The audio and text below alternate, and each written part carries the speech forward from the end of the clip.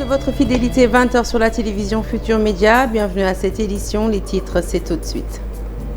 Entendu puis libéré par la police turque, Mame Diarra, sénégalaise de 21 ans, victime de viol sur son lieu de travail, est désormais entre les mains des autorités sénégalaises. Ces deux bourreaux sont activement recherchés par la police. La communauté sénégalaise sous le choc laisse éclater sa colère. Le point dans cette édition. Lutte contre la vie chère. Le patron du ministère du Commerce en visite à Kédougou veille à l'application de la baisse. Kédougou affiche un taux d'application de 75%, mais les opérateurs sur place sollicitent l'assistance de l'État. Le kilogramme du sucre fixé à 575 francs, mais nombreux sont les revendeurs qui enfreignent la réglementation. Boutiquiers et détaillants ne respectent pas la mesure. Quelles en sont les causes? Éléments de réponse au cours de ce journal. Dimanche Environnement s'intéresse à Diffère et Palmarin, deux communes menacées par l'érosion côtière.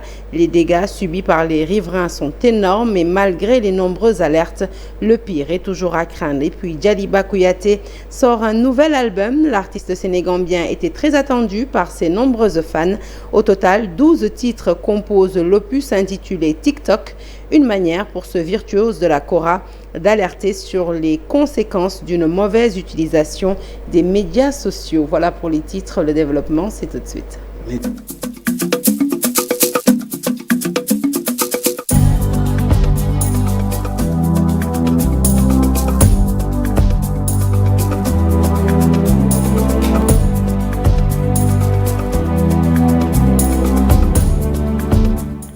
Un journal que nous ouvrons tout de suite avec des nouvelles de notre jeune compatriote Mame Diarra, sénégalaise de 21 ans, victime de viol en Turquie. Elle a été entendue par la police locale avant d'être libérée. Ses bourreaux, il s'agit de deux hommes de nationalité turque qui l'ont violée sur son lieu de travail, sont activement recherchés par la police locale.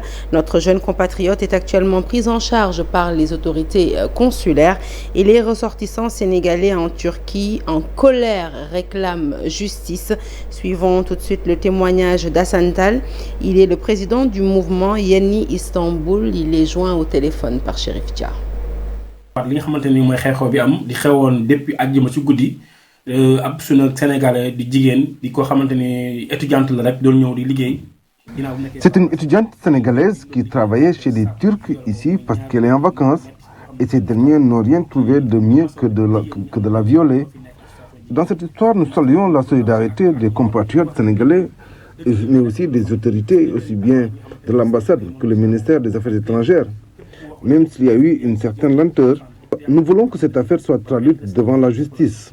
La fille, elle a été relâchée, aujourd'hui elle est entre de bonnes mains. Et si nous pouvions avoir un consul honoraire ici à Istanbul, ce serait bien pour la prise en charge des difficultés des Sénégalais. Justice dina def liggéeyam état bu Sénégal aussi dina accompagner xale bi accompagner Sénégal yi fi nekk ba lii wàññi xam fu wàññante mu cee gëdëm. Allez, suite aux 23 mesures prises par le gouvernement pour réduire l'ampleur des accidents de la circulation, les vulcanisateurs originaires de Tambacounda réagissent. Ils demandent au gouvernement de revoir des restrictions jugées trop sévères, notamment l'importation des pneus d'occasion, mais aussi les voyages nocturnes. Cette catégorie professionnelle demande par ailleurs plus de soutien et d'assistance. Ils l'ont fait savoir dans ce reportage de Moussa Omar Gueye et Moussa Diédhiou. Tambacounda, de réelles menaces pèsent sur les vulgarisateurs et revendeurs de pneus. Le projet de texte en vue interdisant l'importation des pneus usagés, communément appelés pneus d'occasion, sont passés par là. Autour d'une table, en faisant ce dialogue pour puisse trouver de bonnes solutions. Mais ce n'est pas le cas de se précipiter. En 3 jours, on dit que le décret rentre en vigueur, les pneus venant de France seront arrêtés. Alors qu'il y a des personnes qui se nourrissent des pneus venant de France. Et tous les ans n'ont pas les moyens d'acheter un pneu neuf. En 2000, il y avait l'accident du Djola. Mais le bateau n'a pas de pneus. S'il y a un accident, les éléments qui composent la route, parce que la route est composée de véhicules, de passagers et des hommes de tenue désignés à veiller sur la sécurité des personnes et des biens. Il y a un accident, il ne faut pas se précipiter, il faut voir les éléments qui ont causé un accident. Parce qu'un véhicule c'est composé d'éléments de fer, de pneus et des éléments de liquide. Par exemple les freins, ils sont animés par les liquides. Les vulgarisateurs de Tambacounda, compte tenu de la forte canicule qui sévit en zone orientale, prônent pour des voyages nocturnes pour une meilleure conservation des pneus. À la une de l'actualité également ce soir, cette tournée du ministre du Commerce à Kédougou pour contrôler l'application des mesures prises dans le cadre de la lutte contre la vie chère. Dans cette grande région du Sénégal oriental, le taux d'application a atteint les 75%. Au marché central de Kédougou, Abdou Karim Fofana s'est entretenu avec les opérateurs économiques de la région et ces derniers ont transmis à l'autorité leurs nombreuses doléances. Le point, c'est avec Ibrahim Diabakhate. Nombreuses ont été des doléances brandies par les opérateurs économiques à l'occasion de la visite du ministre du Commerce, de la Consommation et des petites et moyennes entreprises. Nous sommes très fiers du déplacement effectué par le ministre du Commerce parce que depuis 2002, je suis dans le commerce, je n'ai jamais rencontré le ministre du Commerce. Donc la distance effectuée de Dakar vers Kédougou, c'est un acquis. Depuis la Covid, on n'a jamais reçu de subventions émanant à l'État. Donc nous le remercions sur ce fait, mais nous sollicitons un appui financier pour accompagner les opérateurs économiques, faire de l'achat local effectif et le renforcement du recrutement des jeunes. À ce jour, 1600 commerces ont été visités par le service régional du commerce de Kédougou et 132 amendes servies pour pratiques de prix illégales. Avec un taux de 70%, l'application des mesures sur la lutte contre la vie chère est assez satisfaisante dans l'ensemble, même si des difficultés demeurent encore dans le transport des marchandises. Nous notons qu'il y a beaucoup d'efforts à faire pour faciliter le transport des marchandises dans des zones peut-être où l'accessibilité reste à désirer. Donc nous y travaillerons avec les services de l'État et conformément aux instructions du président de la République. En ces périodes difficiles, ces périodes d'inflation, il est important que les produits soient accessibles aux populations, accessibles au meilleur prix. Donc notez aussi les demandes d'appui, de financement, d'accompagnement des commerçants. Au-delà de ces difficultés, c'est la réorganisation du secteur qui s'avère nécessaire, surtout au niveau des sites d'orpaillage où certaines activités de commerce échappent encore au service régional du commerce de Kédougou. Et nous restons dans le domaine de la consommation pour cette fois-ci nous intéresser au prix de kilogramme de sucre fixé désormais à 575 francs CFA.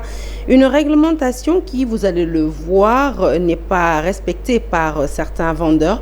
C'est le constat en tout cas fait par notre reporter qui, à travers une enquête, s'interroge sur la stratégie utilisée par les grossistes pour contourner cette décision. Autre question abordée dans cette enquête, les prix appliqués par les détaillants. Les détails, c'est avec Abdoulaye Diop.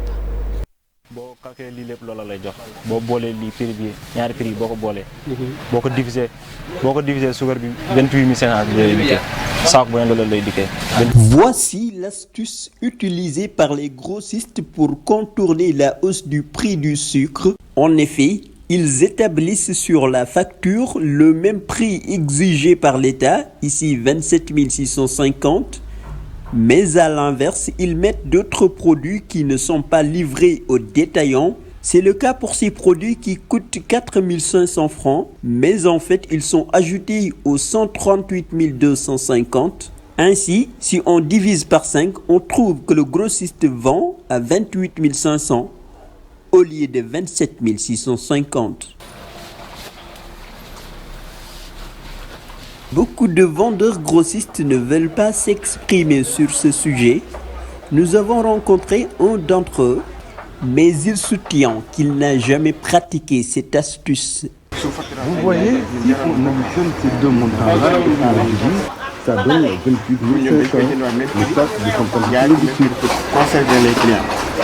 Plusieurs boutiquiers vendent le prix du kilogramme du sucre à 600 ou 700 francs CFA. Celui-ci a été sanctionné il y a quelques jours.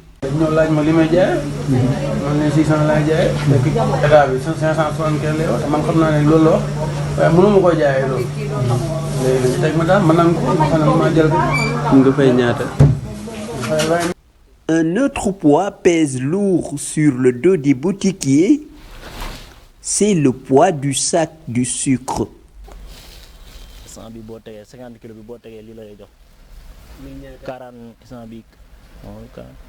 47 gisoo moom ci tombal ñu ko bañ a jënd day wàcc lu bëri des fois ay 44 45 47 mais 50 kilos amatul moom saako yi dañ ciy bind 50 rek mais 50 kilos dootu ko mat.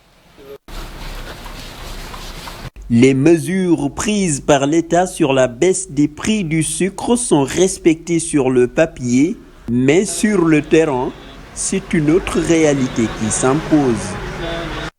Dimanche Environnement s'intéresse à Djifer et Palmarin, deux communes de la Petite Côte menacées par l'érosion côtière. Depuis quelques années maintenant, le phénomène gagne du terrain. Résultat, des maisons détruites, des populations dans l'obligation de déménager et des hôtels envahis par les eaux. Malgré les nombreuses alertes, pas grand-chose n'est encore fait pour freiner ce phénomène et le pire est toujours à craindre. Dissa Prera, Pape Samba Thiam, reportage. Vue du ciel, Djifer et Palmarin offrent un décor paradisiaque. Entre la mer, les lagunes et la verdure, le spectacle de la nature est époustouflant. Mais sur terre, la réalité est tout autre. Ici, l'érosion côtière a démoli des dizaines et des dizaines d'habitations et continue de bousculer les populations. Parce que ce n'est pas sûr d'habiter ici. Bon, c'est un risque. Tu ne peux pas dormir, s'il vous plaît. Il y a la houle. C'est ça qui provoque l'avancement de la mer. Oui, j'ai construit une nouvelle maison. Si plus à Dieu, je vais me déménager. Ici, nous sommes à Bagabof, un des quartiers de Palmarin les plus impactés par l'avancée de la mer. Aujourd'hui, les jeunes du village ont décidé de poser des digues pour faire barrage à l'impact des vagues et atténuer les effets sur les maisons. waaw fii la ñoom moom fii sax paa bi ñetti kër la fi jëndoon mais géej gi dafa jël lépp waaw metti na ko nag mais dañ teg lépp ci loxoy yàlla waaw bu nawet jotee day jege mais weeru koor day sore pare day sëkkaat lépp lii nga gis nii bu weeru koor ñëwee da koy muur suuf lay nekkaat dañuy dox ci kawam di dem ba fële waaw mais nawet daal lay def nii dëkk bi yàq metti lool ma dugal sama yërmande baare naa fas yéene it ñi nga xamee ni ñu ma féete booru ndijoor moo fas yéene baareel ca la ma man ay camion bu nekk 200 000 te financé camion neexul a lim fi ñu toll nii rek fan yi ma dugal rek dugal naa 8 camion bu nekk 200 000 francs ci yombal ka nag ëppul na ko dañ ma ko yombal ndax li may dugal camion moo bari. On avait acheté beaucoup de sacs. Les jeunes ont sorti, on a mis des sables pour essayer de barrer, mais ça ne peut pas aller. À Djifer, l'impact de l'érosion va au-delà des habitations. Les mareyeurs et les hôteliers subissent aussi de plein fouet les effets de ce changement climatique. Nous sommes très inquiets à cause de cette situation-là parce que la mer, avant chaque année, la mer prend presque 10 mètres par an. Vous avez vu ces habitations-là, leurs propriétaires sont tous derrière la route parce qu'ils n'ont plus là où ils habitent. C'est à cause de ça.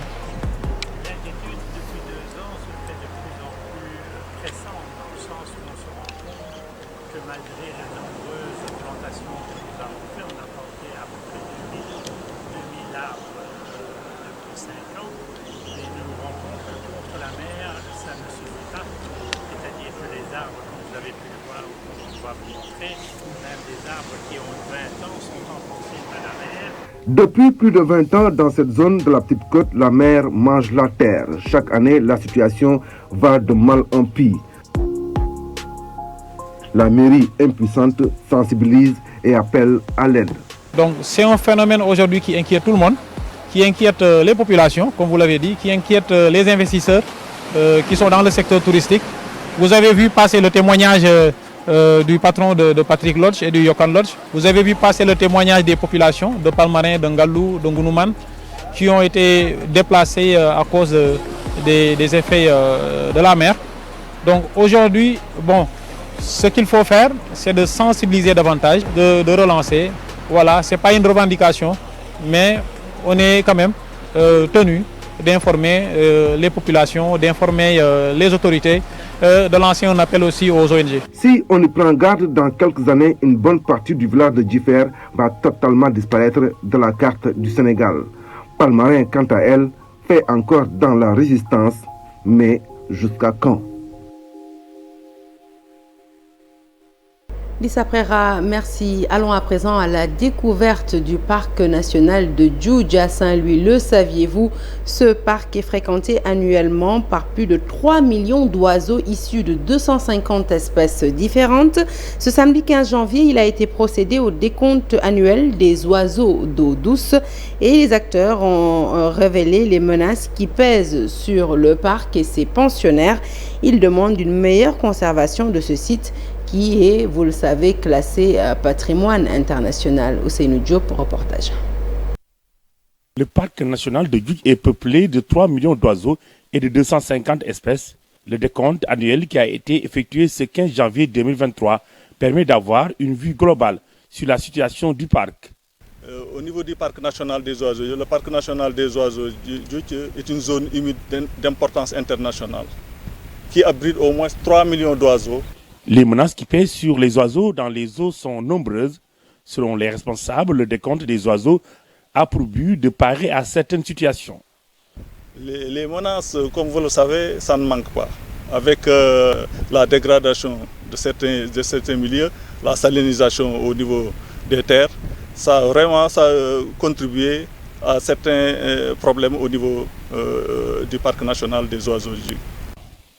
Le parc de Djoudj est un bien qui doit être conservé compte tenu de son état de patrimoine international, selon les responsables. Vous le savez, je dis que ce parc de Djoudj c'est une zone internationale, zone humide internationale d'importance internationale.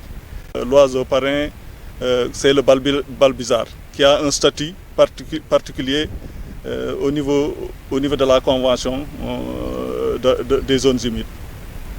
Pour cette édition, c'est le balbuzard pêcheur qui a été choisi comme oiseau parrain pour sa meilleure connaissance et sa conservation, car il est devenu de plus en plus rare.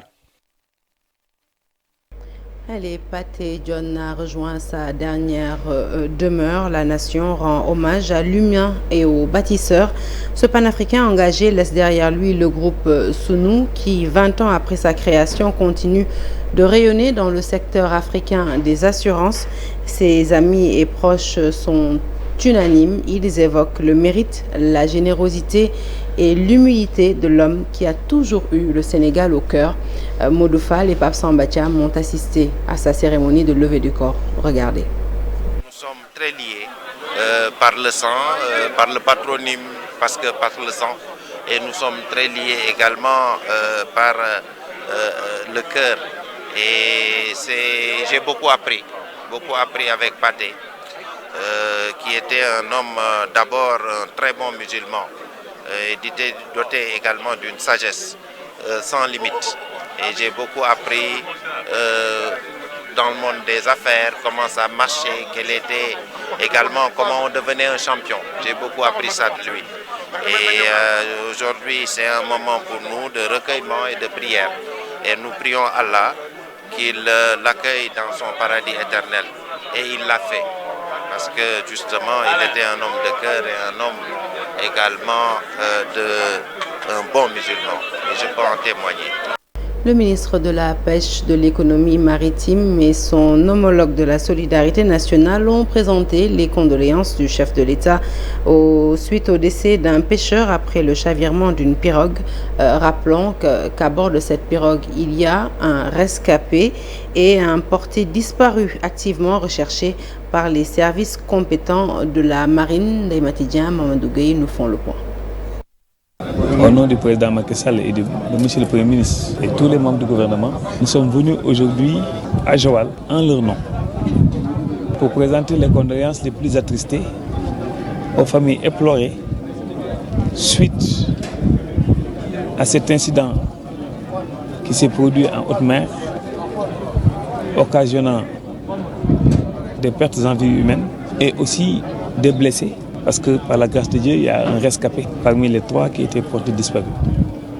Donc l'un des corps a été récupéré et l'autre n'a pas encore été récupéré et les services compétents continuent les recherches. Nous implorons le ciel et le bon Dieu à ce que ce corps soit retrouvé. Nous saluons aussi la présence de mon collègue de la solidarité nationale, le ministre Samuel Benka, qui est venu apporter le concours de l'État en appuyant les familles éplorées. La 59e édition de la Ziara Thierno Mountaga Tall a été célébrée dans la capitale du Niambour. Après 2 ans de pause à cause de la Covid, à cette occasion, le khalife de la famille omarienne Thierno Bachir Tall a reçu le président Macky Sall qui était à Louga pour participer à ce grand événement religieux. Le chef de l'État qui a salué le travail remarquable effectué par El Hajj Cheikh Omar Foutiyou Tall pour le rayonnement de l'islam a également demandé à tous les chefs religieux de prier pour la paix au Sénégal. Thierno Fall. Le président Macky Sall, en compagnie d'une forte délégation, a été reçu hier dans la capitale du Ndiambour par la famille oumarienne à l'occasion de la 59e édition de la Ziara dédiée à Thierno Mountaga Daha Tall. Une visite que Thierno Madani Tall, au nom du khalife Thierno Bachir Tall, a beaucoup magnifiée. tànk ci kër Mawlana Cheikh El Hadji Omar koyngal makko inde e koyngal makko e jokkere enɗam taw wona président tànk si jokko mbokk fekk du li nga nekk président de la république donc sëkk ak jullit yi sëkk ko population bi du mbubb président de la république kenn mënu ko lim taw ko kanko tan waɗi ɗum yow rek la ko yàlla jagleel nag omo tini yimɓe ɓe président am nga yëg ci doomu aadama yi. Le président Macky Sall a rendu un vibrant hommage à Cheikh Omar Foutiyou Tall qui a toujours œuvré pour le rayonnement de l'islam au Sénégal et même au-delà. Cheikh Omarul Foutiyou buñ koy wax faaw mu nekk wax bu yaatu ndax jaar-jaaram ndax liggéey bu mu liggéeyal l'islam liggéey bu mu liggéeyal nit ku ñuul. Cheikh Omarul Foutiyou liggéeyam ci l'islam ak ci xeexal l'islam jël silaamal l'islam Sénégal. Le chef de l'État a également profité de sa rencontre avec le khalife Thierno Bachir Tall pour solliciter des prières pour la paix et la stabilité du pays. réew mi réew jàmm la te réew la moo xam ne ñu bëri bëgg nañ fi ñëw liggéey ndax Sénégal yàlla génne na fi lu bare ci diir bi ñu fi nekk loolu nag ci kanam lay gën a feeñ kon loolu dafa laaj dal dafa laaj jàmm. loolu ñu ngi ñaan kilifa diine yépp ñi nga xam ne ñu mel ni moom ñu ñaanal réew mi ndax yàlla yaatal jàmm jooju. Cette année, la Ziara a réuni beaucoup de fidèles venus de divers horizons pour y participer. Cet événement religieux qui a duré 2 jours a été clôturé par la cérémonie officielle tenue au stade Ouattel de Louga sous la présidence du ministre de l'Intérieur. Musique pour finir avec l'artiste sénégambien Djaliba Kouyaté qui a sorti son nouvel album, un album très attendu par ses fans. Cette fois-ci, le prince de la Kora a jeté son dévolu sur les réseaux sociaux avec une production de 12 titres intitulés TikTok, une manière pour Djaliba Kouyaté de parler des bienfaits des réseaux sociaux, mais aussi d'alerter sur les nombreux dérapages notés sur la toile. Le musicien a lancé l'album lors d'une soirée qui a mobilisé de nombreuses fans et Ibou Diouf et Amadou Baye ont assisté.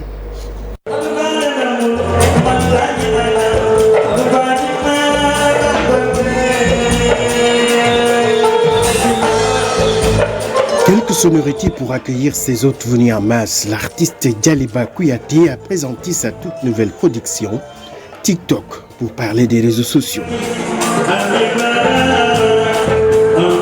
TikTok nak ñu ngi ci jamonoom muy WhatsApp, Facebook. TikTok pour rester collé à l'actualité et à l'évolution de la technologie. C'est pour parler de l'importance des réseaux sociaux, mais aussi de leurs méfaits si on n'en fait pas un bon usage. L'artiste évoque les bienfaits des réseaux sociaux, mais aussi certains dérapages qui peuvent être préjudiciables.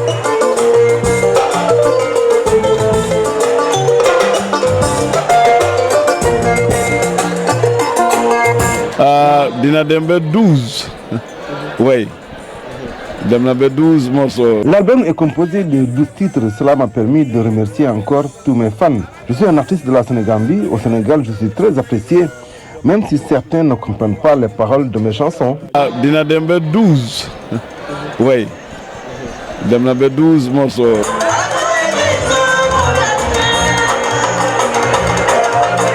Djaliba Kouyaté et ses fans, une histoire de longue date. L'artiste sénégambien mise aussi sur le travail bien fait. Secret bi mooy jàmm ci déggu toujours. Les gens me demandent le secret de ma réussite. Je réponds souvent par l'amour du travail, la recherche effrénée de l'innovation pour un bon produit. Dama won su may def sax da nga gis ci man ne kii sérieusement kii dafa fonk liggéeyam. TikTok, un nouvel album de l'artiste Djaliba Kouyaté qui a choisi ce cadre pour présenter sa production à ses fans, une manière de raffermir les liens entre la population de la Sénégal.